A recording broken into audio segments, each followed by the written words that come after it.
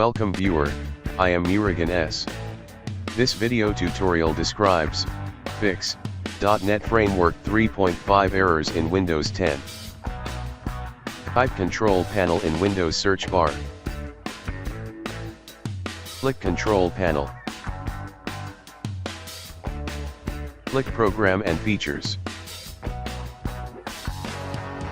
Turn Windows features on or off.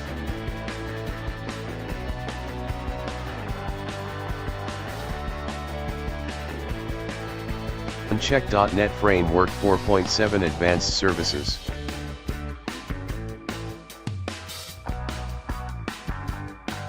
Click OK to continue.